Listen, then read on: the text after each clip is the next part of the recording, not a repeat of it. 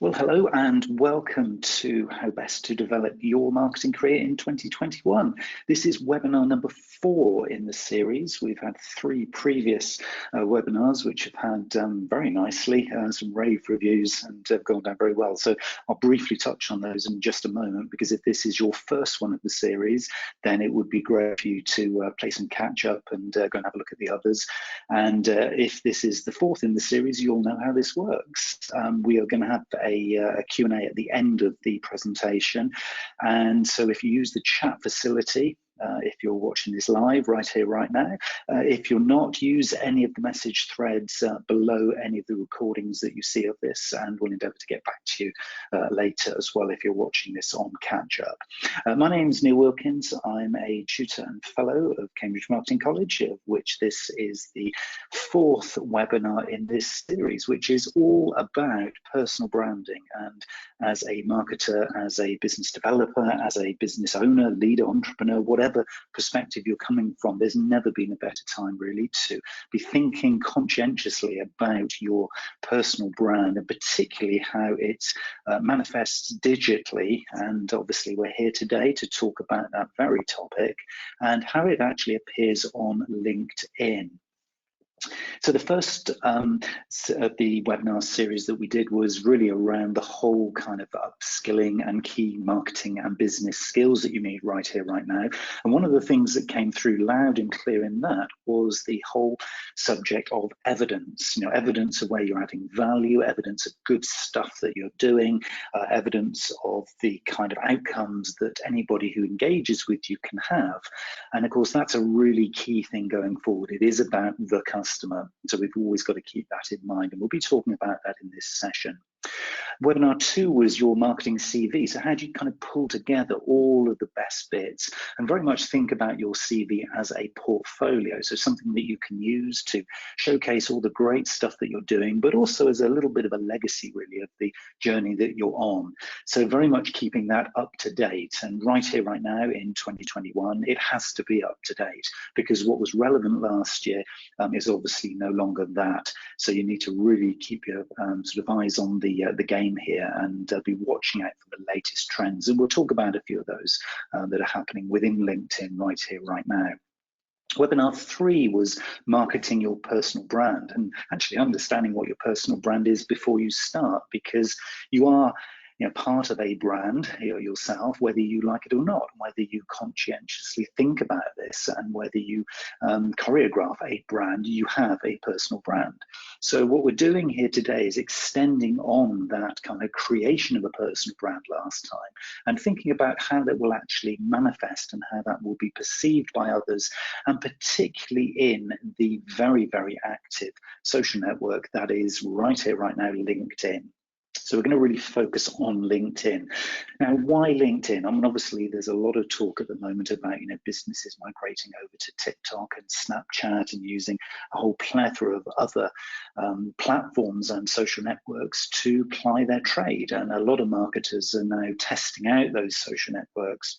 But there is one place which I would personally recommend as being the starting place and potentially the hub for your personal branding professionally. And this is, of course, LinkedIn. This is a little quote that I gave in a previous session, which is that there's never been a better time for reinvigorating your online presence, both personally and for your business. And LinkedIn is this social network. It literally is buzzing with content, ideas, and engagement. That was something which has really sort of stayed true to me, and I've been spending a lot more time, as probably most of the people listening or watching this have themselves personally. Over the last sort of 12 to 18 months, LinkedIn has really, really transformed from being somewhere that you have available to just to kind of post your CV online into being something that is a great tool for marketing your organization, marketing yourself personally, for business development, for keeping in touch with family, friends, colleagues, and peers, and for really being the center of your online professional profile. So that is, in essence, really the reason why we're considering LinkedIn as being, the real catch-all social network for rounding off this series, because it really is the place where you can now start to really showcase all of the stuff that you've learned in the previous 3 sessions. Now, it's not just me saying this. There's a lot of research out there which is saying that, the right people, the people you would want to be engaging with, the people you would want to be getting on their radar of, recruiters, other businesses, other stakeholders, they're all in LinkedIn right now. And the nice thing is that they're all super active as well. And this isn't just people making lots of noise. A lot of the decision makers who you probably will want to be engaging with, both professionally for yourself, but also professionally for your business, they are very active. And in fact, they're the most active statistically within LinkedIn.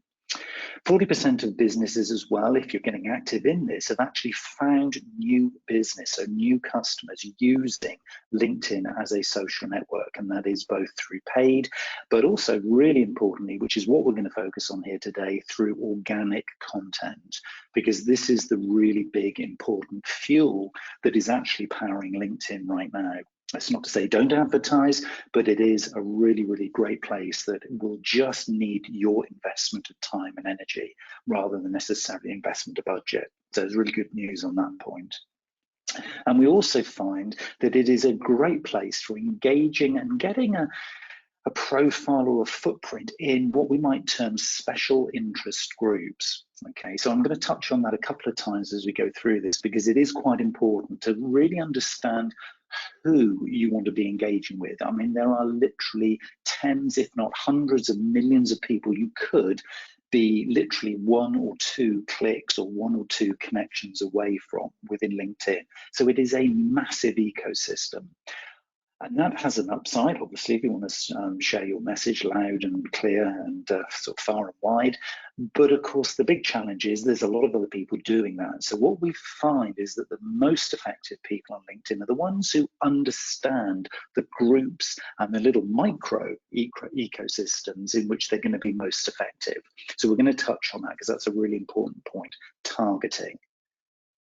And why LinkedIn? Well, keeping in contact. Probably half the people who are on LinkedIn right now are looking to make connections. That's not just connections with others, it is also connections with you. So it becomes part of a mixture of tools that they're using. Yes, email, yes, the phone, yes, business connections, but keeping in contact with people you might not have actually had connection with over some time. Also, finding business intelligence. This is not a one-way system, if you like. This is a proper, full-on business intelligence-based social network. So this is what differentiates it in quite a few ways from the likes of Facebook and Snapchat and TikTok and Instagram. This is something that actually contains a lot of big data. So big data being very, very searchable content that allows you to be using it as a reference source. So, when I'm creating new campaigns or new ideas, I'll often go into LinkedIn and use the search facility to see what the latest kind of topics are, what the latest thinking is about a particular topic. So I don't generally go to Google for that. I will generally go into LinkedIn and see who is saying what, and then potentially engage with individuals who are in those conversations. So it's a great way of kind of aligning yourself with people who are talking about the kinds of topics that are relevant to you. And of course, connecting with customers. We get a lot of an opportunity here to do deep dives, not only into our existing customers, but also into new connections and new customers. The search facility, both through people and also businesses, is quite phenomenal within LinkedIn. So use that, and use the advanced search facility if you're looking to make connections. But that isn't why we're here today. We're here today to talk about your personal brand on LinkedIn. There's so many different angles we could take within LinkedIn, but today we're here to focus on why you should and can be interested within LinkedIn. Well, one of the things that's been a bit of a theme over the last couple of webinars that we've done on this series is to understand actually what it is about you that the rest of the world would want to be interested in and would want to engage with. And we've talked about a lot kind of increasing the quality, if you like, of your personal footprint digitally. And so when we come into LinkedIn, this is called your personal profile. Okay, so we're going to be looking at how to improve your personal profile in this session here today, because that is very much part of your personal brand on LinkedIn.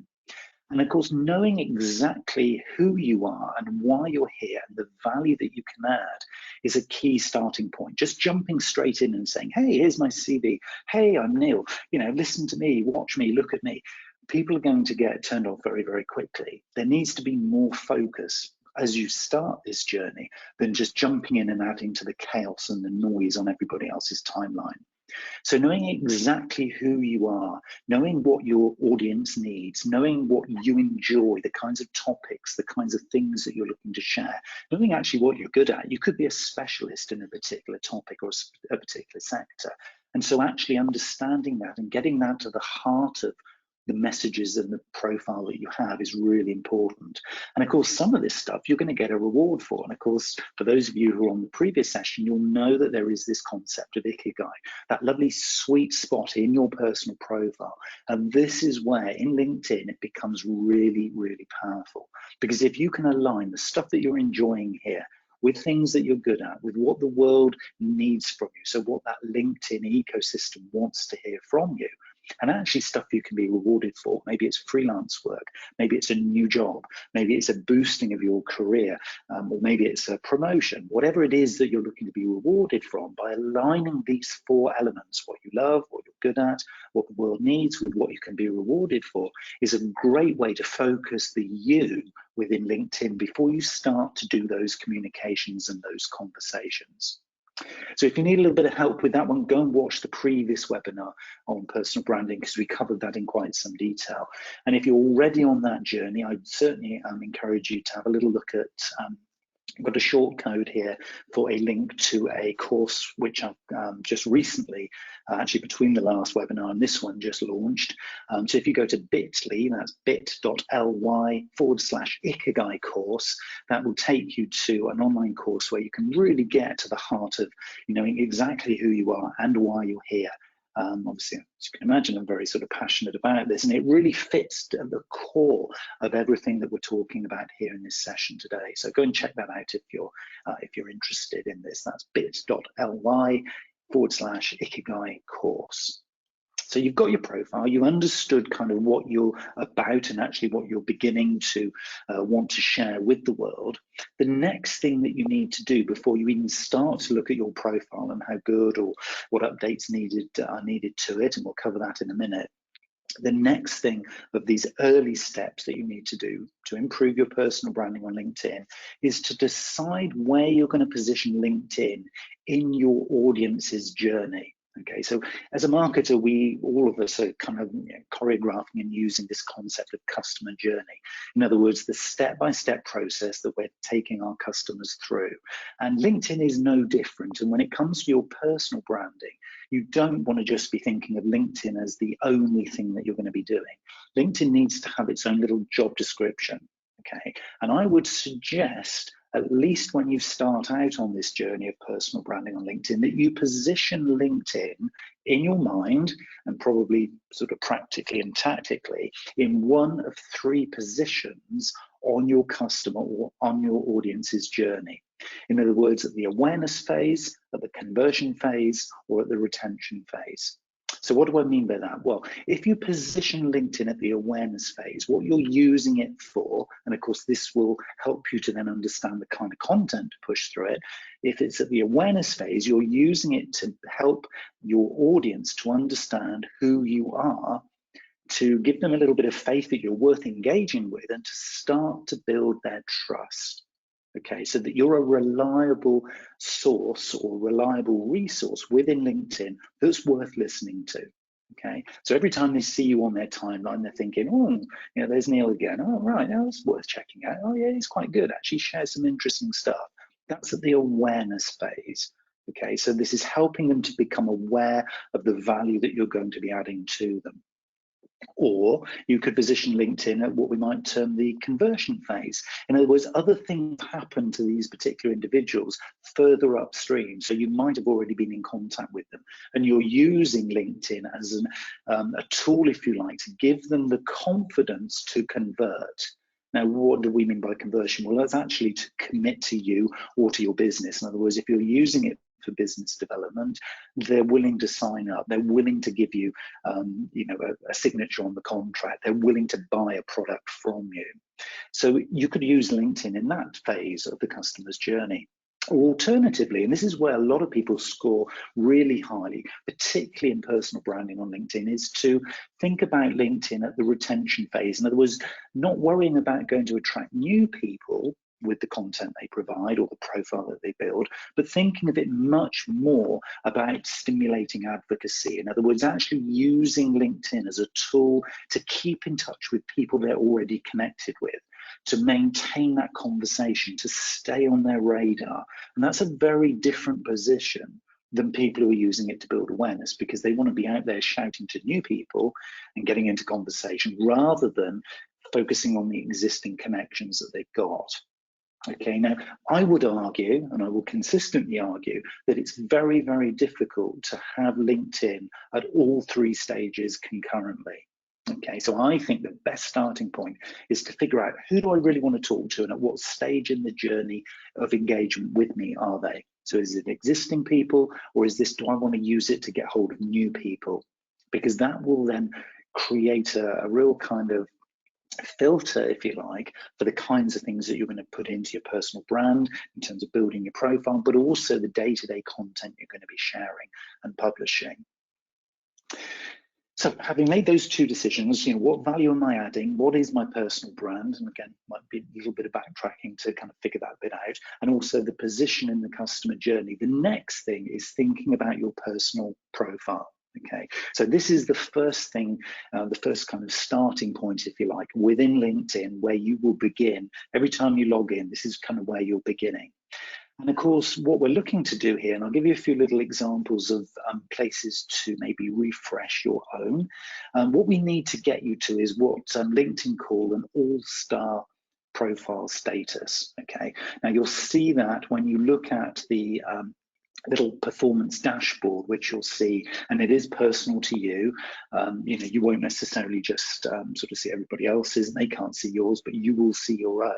You'll see the account status that LinkedIn have given you, and the all-star status doesn't necessarily mean you're absolutely amazing. It just means that you've completed all of the editable areas to create your personal profile. It's never perfect, and the reason it's never perfect is because LinkedIn want you to be publishing content as well. So this is your starting point. Your personal profile is just getting in the game. And playing the game is the content that you're going to be publishing. Okay, so because you've done your personal profile really well, doesn't mean you finish. That is just the starting. That's getting on the starting blocks. And then we'll talk about how you get off the blocks and into the race in just a moment. So I want to talk about a few things here. I want to talk about things like your elevator pitch. I want to talk about your profile picture. I want to talk about how you can link to other kinds of resources and almost consider this as being a sort of a one-stop shop central hub for your personal brand. Okay, so if you don't have a website, if you're not blogging right now, if you don't have a podcast personally, then this can be the place where people will focus in to find you. Okay, so you might want to keep Facebook and Snapchat and TikTok away from this professionally, but this is your professional brand, if you like, on the internet. This is where it can live. Okay, so how is this thing going to actually look? I'm going to show you a few little screen grabs of my own, not because I'm thinking I'm amazing, not because I want to really showcase me, but just because clearly I've got access to the behind the scenes here for it. So that is the reason. That's a little caveat why I'm just showing you mine. So what we need to have, the very first thing to think about is your profile picture. This is not good enough to just have that little silhouetted default setting that LinkedIn has at the start. Some people still do. This is something that is going to be engaging. And I always use the phrase, it's called social media for a reason. The social bit means that people actually want to be looking at somebody who is a real person. So they want to see the human you. Don't come at this in disguise. Don't be wearing sunglasses. Don't be sort of, in a group of people so that people can't tell which one is actually you. Be overt, be out there, okay? The other thing as well, which is important to consider, is the cover image. Now, this is one that needs to kind of reflect your personal brand and give us sort of a sense really of who you are. And there's a fine balance to strike here between, do I look super professional, have lots of products if I'm marketing products, or do I actually give a little bit more about me? me as a person, the things that I like to do, the kind of the essence of the individual. Now, I would always err on the side of it is about you. We're not talking here about your business page or your company page. We're talking about you. And there is this thing about being personally professional, not personally personal. That's kind of Facebook and the like, but being personally professional. So not something that's going to have you down the pub garden, drinking beer and this, that, and the other, but actually having something that gives a little bit of behind the scenes as to kind of the essence of you, who you are. And you can use the cover image quite effectively to do that. Next thing I would always suggest as well is to fully complete where most people would just put in their job title. Okay, now there's a lot of characters available, and this is where you can see this on screen just under my name. So you've got Neil Wilkins there, and then you've got this area which is your, in effect, job title. Now, I'm a big advocate here, and I've tested this out, and I know there's a lot of research here that says the different ways that people use this can be very, very effective to be found in search on LinkedIn.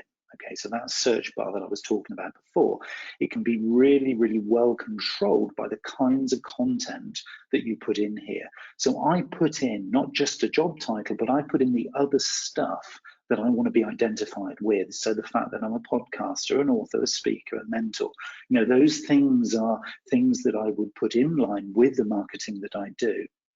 And surprise, surprise, now I've just included a cheeky little hashtag there, Ikigai. Again, if there are current things that you want to showcase, you can also include them in there. And as your career progresses, don't leave this static. This is something you can keep updated. A lot of stuff that we find in terms of being well optimized for not just LinkedIn, but also Google and more broadly, is content that is regularly updated. So make sure that that is reflecting what you're up to right now. It's not necessarily a showcase of what you're doing, but it's very, very easy to find taglines and strap lines and just little kind of phrases, if you like, of things that you want to be associated with. So for me, you can see the word mindful appears 3 or 4 times in there. That is a conscious effort by me to associate myself with that word. Okay, and of course, if you know your personal brand, that is going to be quite easy to do because you'll have already come up with some phrases that will again resonate with you and will be the right kind of tone of voice as to who you are and what you're looking to be identified with. There's also a little section which is called the services section. And when you go to your own profile, you'll see these little pens. They will appear there, which allow you to edit on each of these sections. And the services area is quite important again. This is less of a showcase and more of a search engine friendly and a LinkedIn friendly sort of tagline. So I would suggest that you put in there any kind of job titles, any kind of services that you are looking to offer. So for me, I am a lot about digital marketing. I'm a lot about marketing strategy and planning, and I'm a lot about marketing consulting because that is who I am and that is what I do. So there's nothing sort of fancy or sexy in that. It is just about making it quite practical to be found. Okay, that's in the search. But you can be a little bit more fancy, if you like, with the strap lines and the job title, just a little bit higher. So again, play with that, but make sure that is relevant to the brand that you've already created. And then the fun can begin. And there are 2 sections which I really want you to make sure that you, as you move towards this all-star status, I want to make sure that you're really optimizing and making the best use of. And this is the about section and the featured section.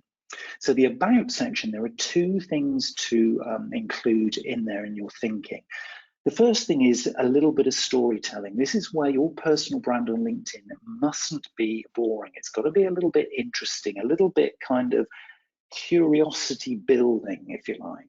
So if you can come up with some kind of phrase or 2 that just might pique people's interest to make them think, that's a little bit different. I wasn't really expecting that.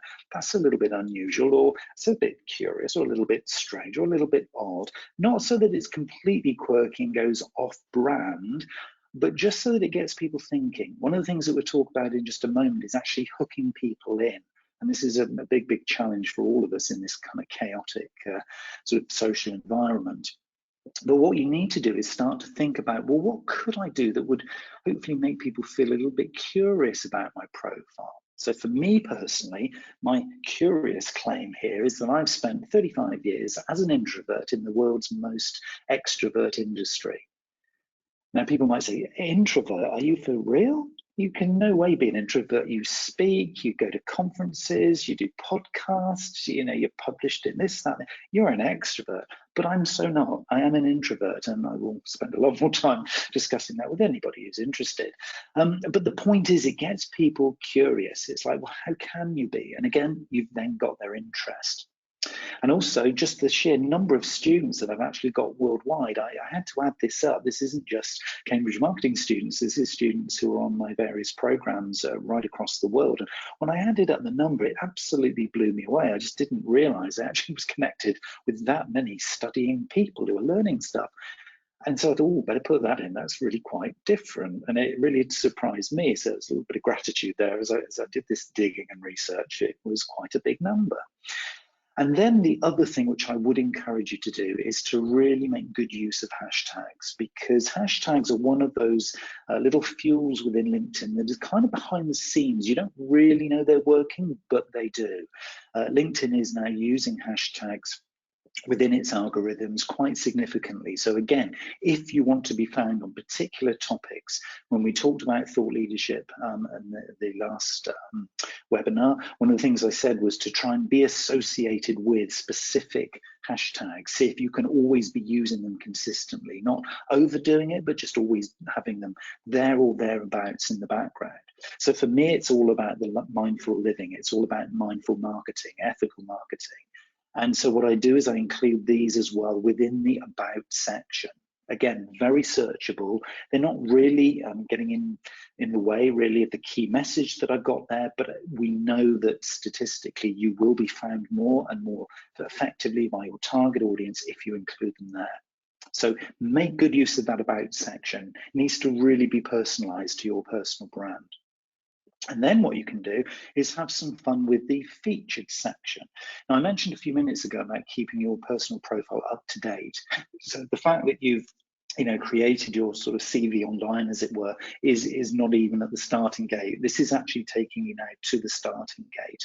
And so the featured area is a really, really useful one to be using if you have things that you want to highlight to people. So I've got a couple of things that I'm featuring right now. One is the Ikigai course that I mentioned to you before, and the other is my podcast, which for me is my fastest growing social channel, my fastest growing sort of publishing tool. And so I'm featuring those as two kind of featured links. And you can see again, the little pen appears there. So you can edit that and think about, where do I want people to go in this journey? So having engaged with your personal profile, where do I want them to go? Well, right here, right now, for me, it's one of two places. I'd love them to subscribe to the podcast, but I also want to get them to have a look and consider the course and watch some of those preview videos on it. And those are just the two calls to action. I don't necessarily want them going any further or anywhere else. That will do fine. So think about your calls to action, where you want people to go to as a result of engaging with you. And the featured section here is a really great, really simple way. You literally just put in the URL of the link that you want to put in there, and it goes and grabs the image. That's the feature image for that link, and it'll already pre-populate the content in there as well. So you can keep this up to date very, very easily and quickly. So I'd certainly recommend that you do that.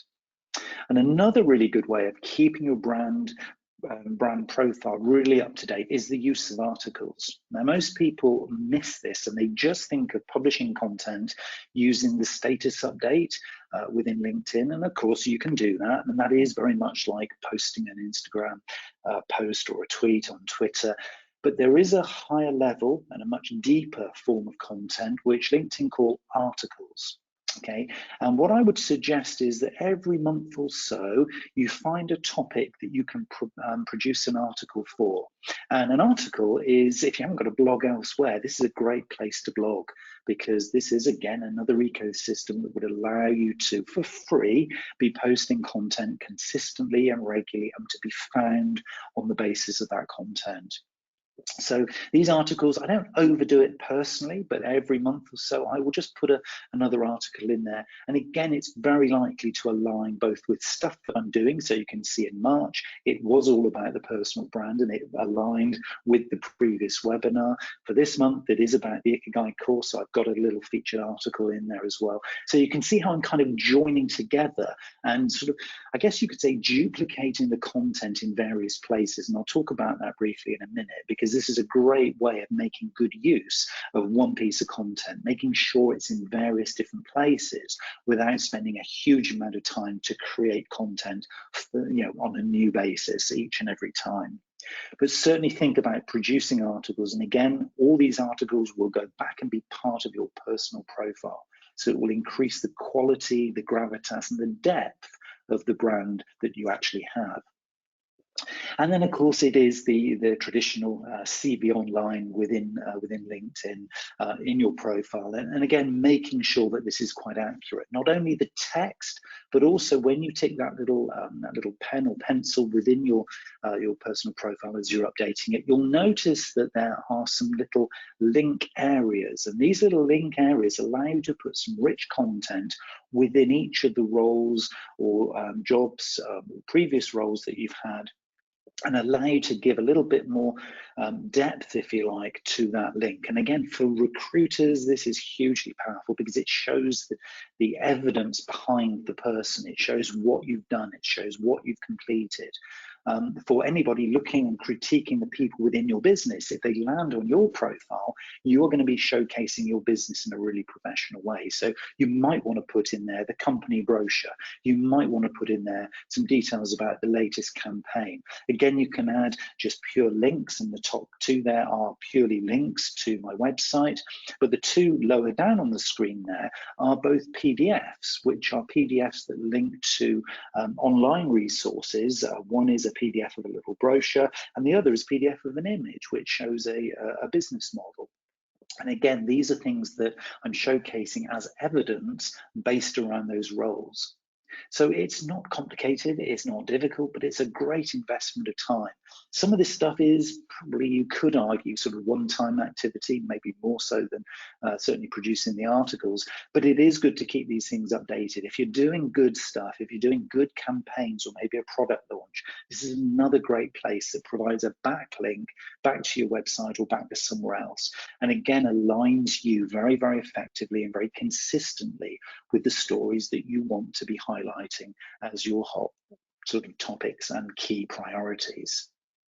So there's a lot of content appearing here already. And this is, as we say, keeping this stuff up to date and refreshed is a commitment. And I don't think of this as a cost of my time. I don't think of this as spending my time. I always feel when I'm in LinkedIn, I'm investing my time. And that's, again, slightly different mindset to lots of people. Oh, I haven't got time to do that. You'll hear a lot of people say, and I still hear a lot of people in sales, for example, say, oh, I haven't got time to do that. I've got to be out talking to customers. And I kind of look at them and think, you don't get this, do you? This is a way of talking to customers. This is an investment of time. And you can talk one to many, of course, if you're publishing content, but you can also talk one to one. Gary Vaynerchuk says we should be producing up to 90 pieces of content every single day. Now, I put an exclamation mark after that because, if you're anything like me, you look at that number and you think, there is no way I could even sort of dream of investing that amount of time to produce that. But there are some interesting and simple little ways of maybe considering, not necessarily getting up to 90 pieces of content, but certainly repurposing, and that's a key word here, repurposing things that are going on in your day, reimagining how you publish content. So maybe you're on site or maybe back in the office, a quick little photo of the office with a quote, bang, you've got a little piece of personal content, helping your audience to get to know the real you. You happen to check on your timeline and you see a really interesting article on how to become a more ethical business. And you think, oh, that's really good. I must introduce that to the business. Actually, no, I'm going to share that. So sharing relevant third-party content, bang, another little piece of content. And then you are launching this new product. So you're doing this campaign or this activity, you're about to post a little advertisement, and you think, Oh, actually, I should be probably sharing this within my personal profile. Oh, actually, my personal profile's got actually more connections than our business page. Oh, well, there we go. Let's do a little overt message on there. Here's a photo of the new product, quick little strapline, link back to our website. Bang, you've just done a promote post. And then, of course, reusing each of those three little pieces of content time and again. There's a lot of research that says you can hit people 7 times and they still won't have taken action. So people are not going to tire of your content. So when Gary Vee talks about 90 pieces of content every day, and if that strikes fear into you, you think, oh my goodness, my audience is just going to get fed up of me. The chances of them seeing more than 2 or 3 of those pieces of content on their timeline, because we know how fast the timeline moves forward, is very, very slight. So 90 pieces of content just gets you on the radar. It doesn't even mean you're going to be seen. So this is a challenge. We've got to be thinking quite creatively. And the rule of thirds there that I've just shared with you is just a way of keeping us thinking about all of the opportunities of content that we could share that is of value, that builds on our personal brand, that just tells the story every day, day in, day out, and gives us a chance to be seen within these social networks, of which LinkedIn is a particularly busy one. Because what we need to be doing is great storytelling. Anytime we've got something that we can tell a story for, let's think about how many times we can repurpose it. This whole thing about personal branding, you would not believe the number of times I've shared this now. I shared different formats, different iterations. I took some little screen grabs from the previous webinar. I did little sound bites. I've shared about 3 or 4 different podcasts on this topic, not creating a new webinar, but just taking little moments from it, little different iterations of it, and putting it out within social. And that is scaled up both my personal brand, but it's also scaled up the engagement on that topic. So I do it once, but then I replicate and take little snapshots of that same piece of content and repurpose it, not just in LinkedIn, but on Facebook, on Twitter, and elsewhere. And there's a kind of a sort of a mantra which we need to be following here as we start to kind of do this duplication and this process, if you like. And it's attention. We've got to get people's attention, so we have to do this at scale. We need to be also thinking about, is this engaging? So not publishing for publishing's sake, but publishing because we think there's a chance that if somebody's attention is grabbed, they might feel that there's some kind of engagement here. They might stop and pause long enough to get some impact. So attention, engagement, and impact. Is it impactful enough?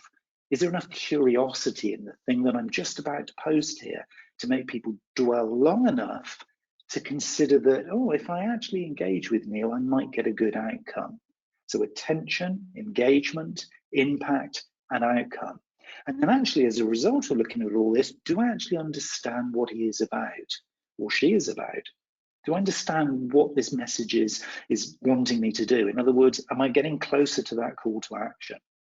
So every time you think about publishing something, an article, updating your profile, little status update in there, think about these 5 different words: attention, engagement, impact, outcome, and understanding. And if you can tick the boxes of those as you quickly just kind of refer back to them, then it's worth publishing. If it falls down as content in those areas, then I would say maybe it's time to take a couple of steps back and maybe kind of rethink what you're doing.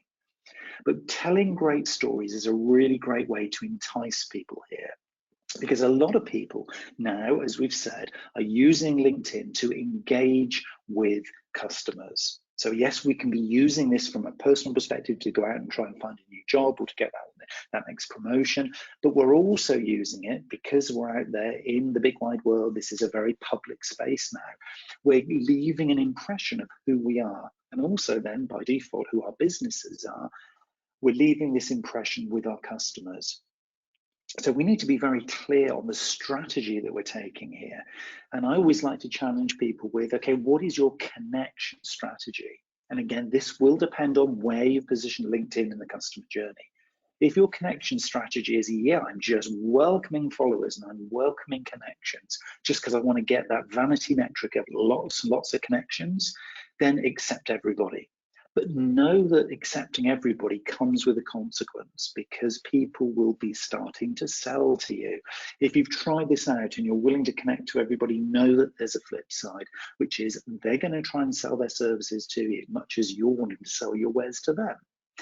So you could also take the premise that LinkedIn, when it very, very first launched many, many years ago, started with, which was only accept people who you'd actually be confident recommending. And again, that's an interesting one, because if you recommend people, and those are the only people you'd actually be looking to connect with, then actually that is improving the quality of the connections that you have. And of course, that implies that by recommending them, you'd have to know what they were about and what they're able to provide. So again, it inspires you then and helps you to remind yourself that don't just connect for connecting's sake, but connect because you want proper connection. But again, it's your choice. This is all part of your personal brand on LinkedIn and the strategy that you're looking to take.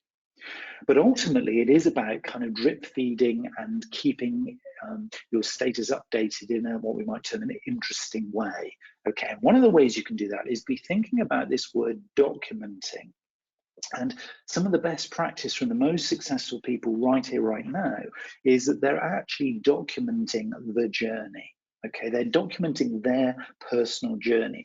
Now, if they're a salesperson, they're documenting where they're visiting. They're documenting as far as they can the kinds of clients and the kinds of customers that they're engaging with, some of the upsides, some of the downsides, some of the challenges, some of the research that they might fall upon, some of the anecdotal evidence that this is an interesting sector to be acting in.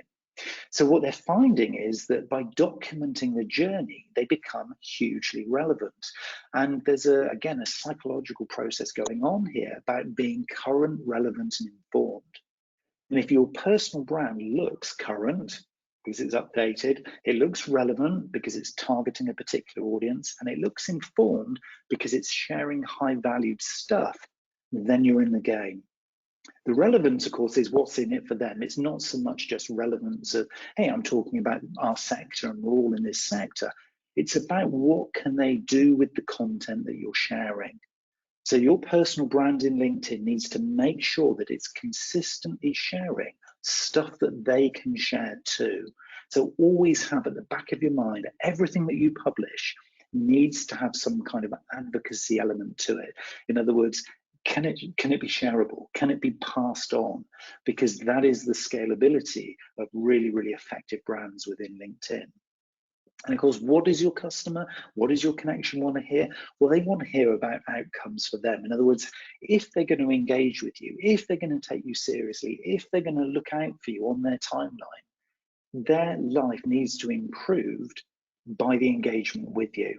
And of course, if that doesn't, or if that doesn't actually happen, then you're not adding the kind of value they're expecting and wanting and needing. So always at the back of your mind, when you're sharing content, be thinking, am I improving the ecosystem that is LinkedIn? Am I contributing to my personal brand here? Is it adding value to this kind of thought leadership and the topics that I want to be associated with? And am I helping others to get great value? And if you can tick all of those boxes, then you stand a chance of both getting the attention, but also getting the engagement that you're also looking for. So it's a really important balance to be achieving, if you like. So to stay on your customer's radar, what should you really be doing? Well, you need to be looking and listening before speaking. Setting up your own personal profile and thinking that you're in the game is only at the starting line. Start by looking and listening. Figure out what those key topics are that are trending, that people are talking about, and that there's lots of stimulating debate on, and get involved and by listening first, and then start to add value. Be positive and thought-provoking with what you do. It's fine to be a little bit controversial, but don't put a full stop at the end of your content. Put a question mark. That's always the get out of jail free card. If you put a question mark, you've asked a question. If you put a full stop, you've assumed that that's a statement people are going to accept. And by putting a question mark at the end of your content, again, this is a lovely way of enhancing your personal brand because it shows that you're open to a conversation. Always finish your content and your status updates and your articles with a question mark. It simply works. Share your technical expertise as well. You will have skills and knowledge and experience that others can benefit from. So even if you're in a very junior role right now, you'll be doing stuff that others possibly don't understand. So share what it is that excites you. Share what it is that you're good at. And remember that ikigai thing. It really does, really does add value. And of course, be a source of great unbiased objective intelligence. If you, in your travels, are uncovering stuff, if you're doing a course and you can share some new model, if you're doing some research and you can actually share something that other people can consume, it really starts to add value to their world. Yes, you can do the overt sell. Yes, you can get to, sort of share your own personal stuff as well. But do share objective intelligence. People love it. People will always listen to you if you do that. And remember to maintain consistently your elevator pitch. This is so, so important. Understanding who you are, what you're about, and the value that you bring. For me, I've got a very clear one, and I hope, if you're seeing me online, I hope that you'll see that that is a consistent thing. And if not, please challenge me. None of us are perfect. We're all on a journey together in this. But figure out what it is that you want to be sharing. Take the time to do it. Enjoy that journey of uncovering what it is that your personal brand is.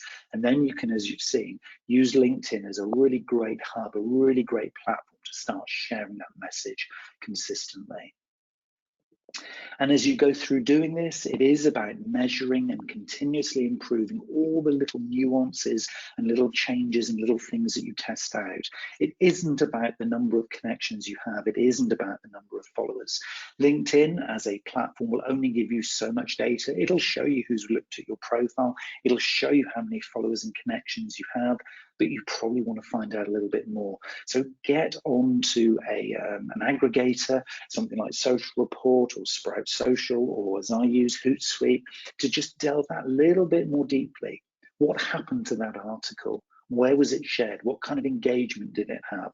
That status update I did last week, how's it now doing? Use these platforms to measure and continuously improve what you do. You will never get this right 100%, but if we can all consistently try and improve what we do, step by step, post by post, thread by thread, right down to that level of detail, then we stand a chance of really, really owning this personal brand that we're looking to create. And it is an ongoing journey. What we're covering here in just 45 minutes is a very, very short tour through LinkedIn in terms of what you can actually do. But what we're doing is we are making sure that we are sort of doing this on an ongoing basis with you. I'm sure a number of you will have some questions that you want to put into the chat here at the end of this webinar presentation. But keep in touch with us, because once you start building your personal profile or adding to the one that you've already got, or once you start putting content in and testing it out, we will keep in touch with you through the Cambridge Marketing podcast and through mine, Neil Wilkins podcast, and connect with me. And if you search Neil Wilkins X on LinkedIn or in Google, you'll find me. Let's connect. Let's keep in touch so that we can share sort of, in both directions, good experience and good examples of where we've actually found stuff that works. Because in many ways, we are all in this together. We're all learning. This is not a single time activity. This is not something you do and think you've cracked it forever. The algorithms are constantly changing. New features are constantly coming online. So keep in touch with us and let's do this together, because this is an exciting journey. And this is something that we can all do and really start adding value with our personal brands on LinkedIn. And that's all I want to cover with you this afternoon on this session. And if you do have any questions at all that you'd like to raise, or anything that's kind of slightly you're curious about, use the chat facility if you're on the session live here right now.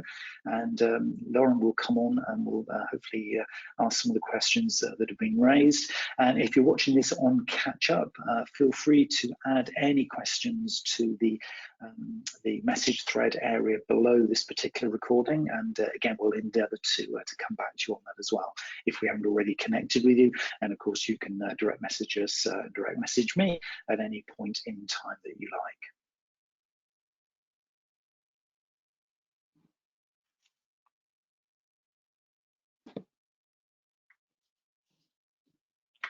Thanks, Neil. I'm just giving people a couple of minutes. We've got a few questions in, but I just wanted to sort of just wait a second and just see if anyone has any more questions.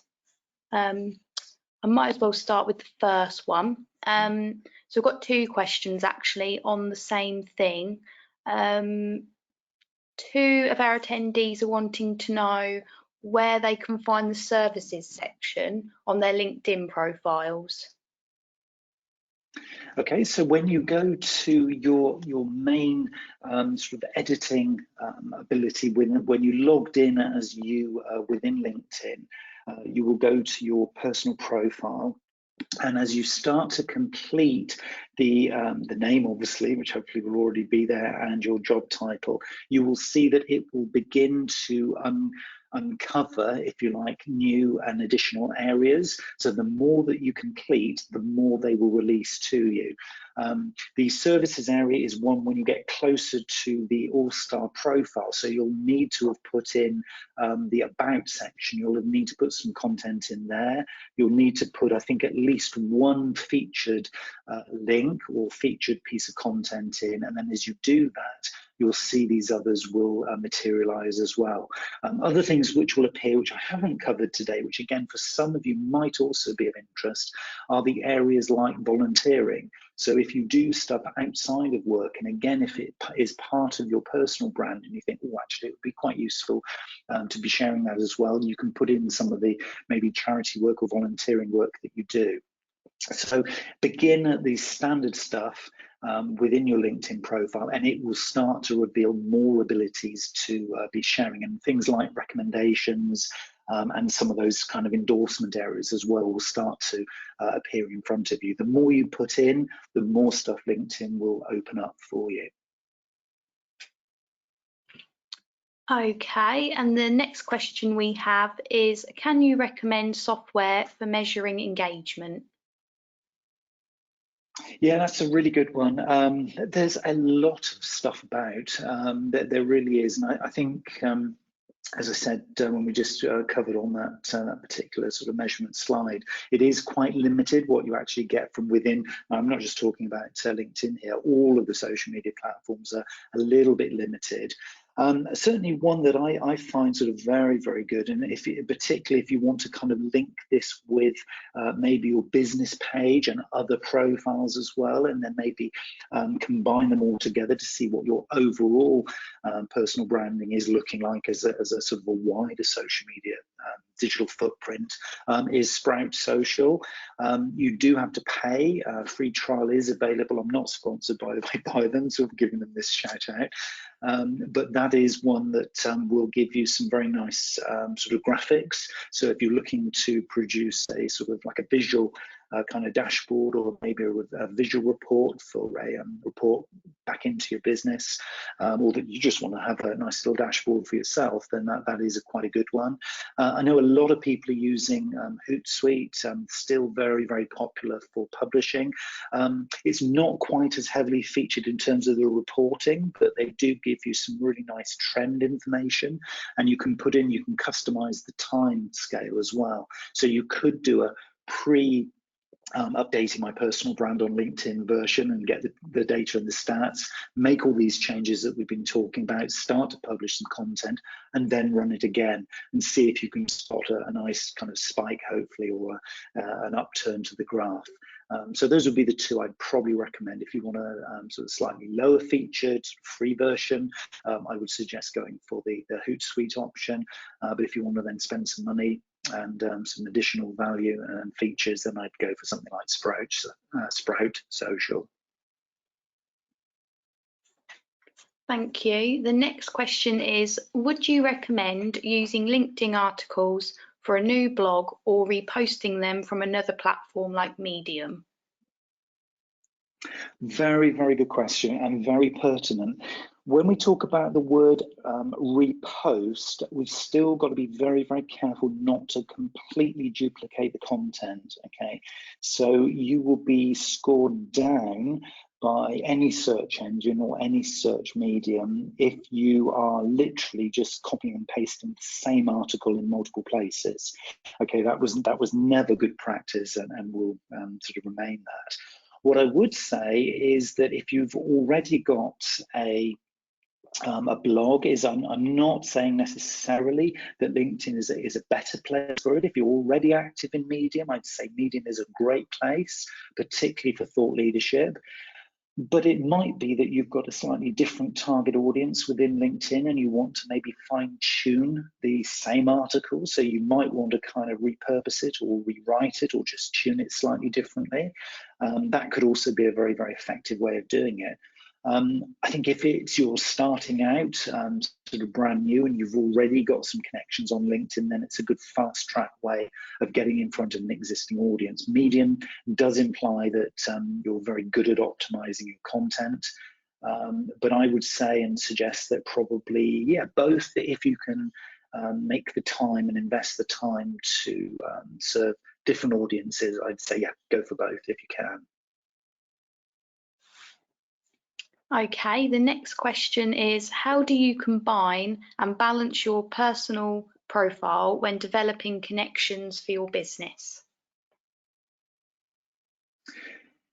Yeah, it is a challenge. And I think, you know, for me, I always have to be sort of very mindful that because I am my business is me, and I lead the message and it is all about me, it's very much easier. When you're in a position of, you know, being an ambassador for your business, which is what it is, I think it's about being selective.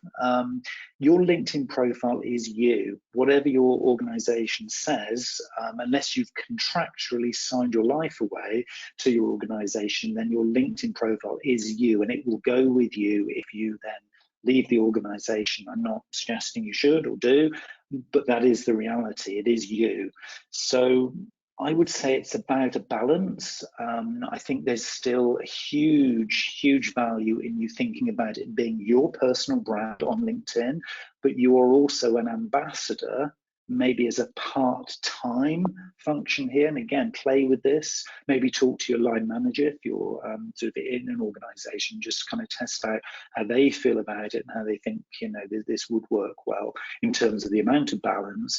But I think it is about showcasing just great evidence. You know, you can be a really positive ambassador, showcasing stuff that maybe already is in the public domain, and you're saying, hey, here's a good example of something that we've done here as a team, or something that I did as maybe a project or a campaign. I mean, obviously make sure it is stuff that is in the public domain. You're not going to be sharing stuff that's commercially sensitive, but I think you need to kind of be thinking as an individual, what balance is right. I don't think I can give a number. For me, it's kind of 80-20. So 80% of this is for my professional brand, 20% is my personal interest and kind of stuff that I sort of tag onto the back of that. But if you're employed, you might decide it's 60-40 or maybe 20-80 or even 10-90. Where you're just happy and willing to do maybe 10% of it is kind of more about your own personal brand. But I think, yeah, to talk to people in your business as to kind of what feels appropriate, be open and honest with this, but do know that this is your personal brand. This is you. It's you personally, unless, of course, contractually you're signed away and that you can't. And I do, and I have seen examples of companies who have tied their people down so much that they can't take their personal account with them when they leave the business. I'm not going to get onto that particular topic, but I think you can probably tell by my tone of voice what I think about that. So I think it is about just being honest and open with the business that you work for. Next question is, my status is redundant due to COVID. Is it okay to add this on the profile section of LinkedIn? Yeah, very timely question. I think certainly if you're furloughed, there is a real sensitivity about obviously what you can and can't do within your organisation. And again, you would need to check with your line manager and or HR department to make sure that you are totally watertight with this. Having said that, if you are using this and updating it from a personal perspective and maybe sharing broader content that doesn't reflect actually your current job, then you should be fine to make any kind of changes. I think in terms of the current status, it is definitely worth checking with your organization. If in doubt, do that. But if you've been given a remit that says you can or can't, then I think definitely put that on the current status. You can still be active, even though it might be the job title in effect might be on hold. You can still be contributing within LinkedIn, and you can still be, adding to message threads and publishing content and writing articles and doing all the stuff that we've been talking about. But just tread very carefully if the word furlough is in your conversation right now, because that is a sensitive one. And again, you don't want to be misinterpreting what that actually means as far as your business is concerned.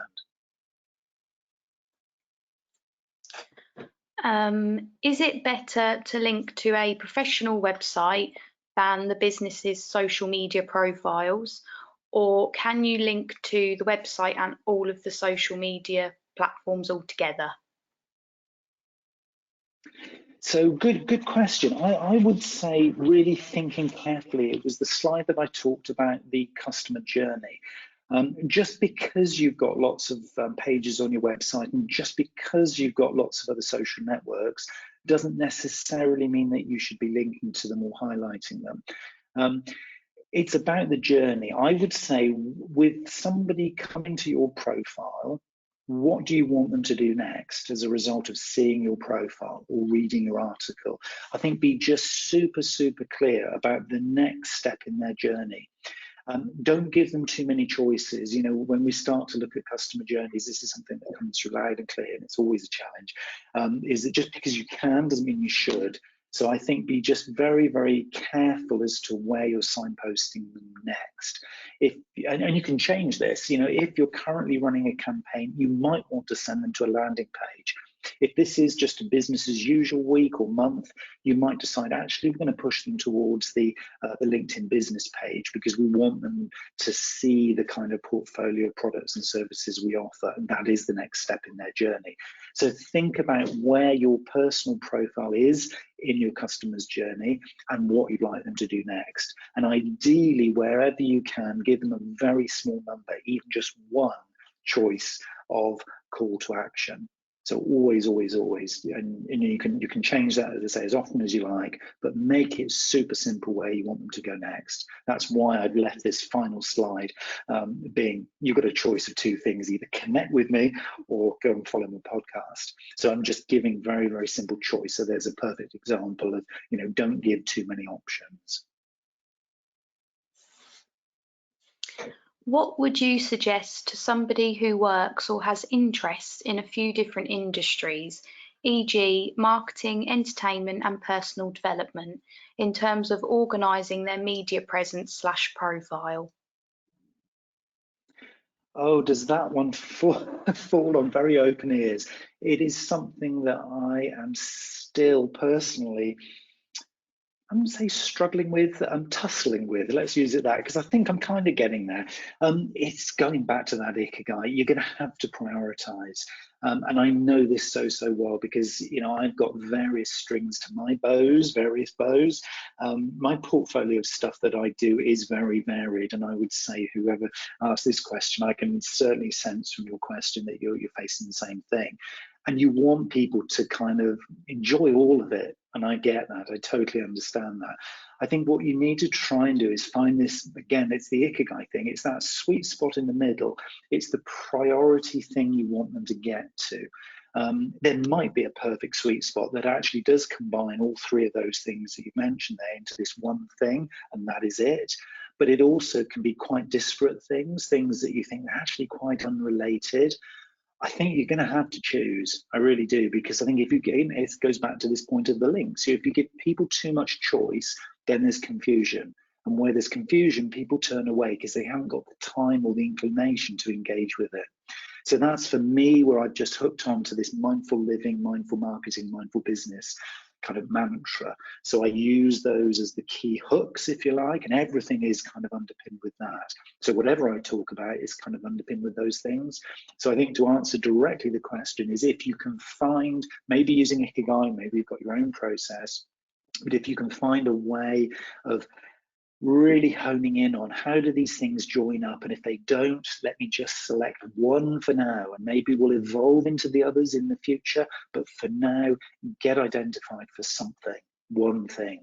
For me, I just use the word mindful. I'd probably end up sort of renaming myself Mindful Neil, something crazy like that, but it is this thing. I've just chosen one thing that I hook onto everything.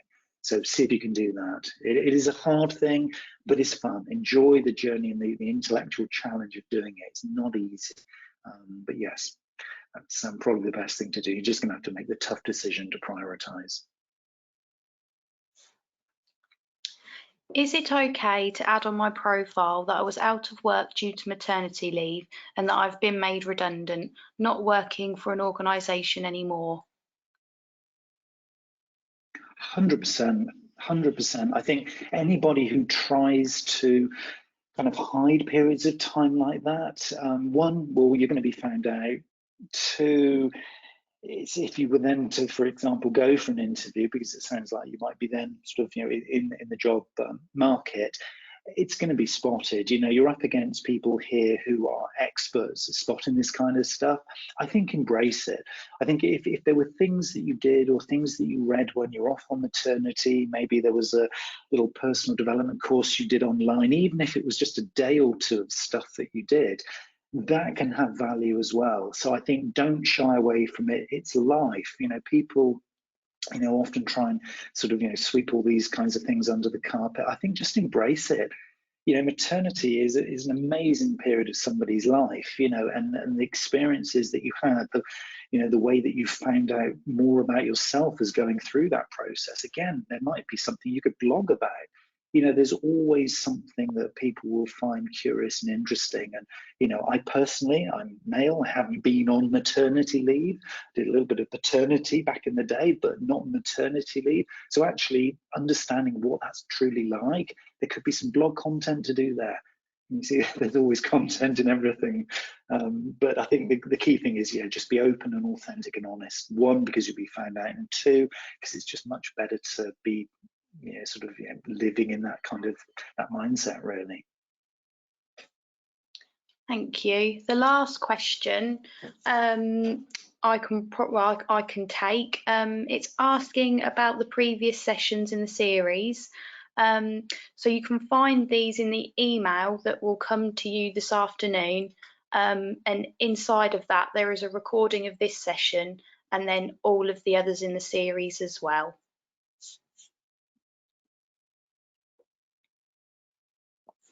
So from me, just thank you very, very much for coming along to this session. Hopefully you've enjoyed it. I've really enjoyed doing this series. It's been absolutely brilliant. And Lauren and I were just talking a little bit before this session and saying, because it's been so popular and we've had so much good feedback and engagement from it, we're going to put our heads together and produce a few more of these, maybe another series again very, very soon. So yes, no doubt, just building on Lauren's point there, we'll be in touch very, very soon about that as well.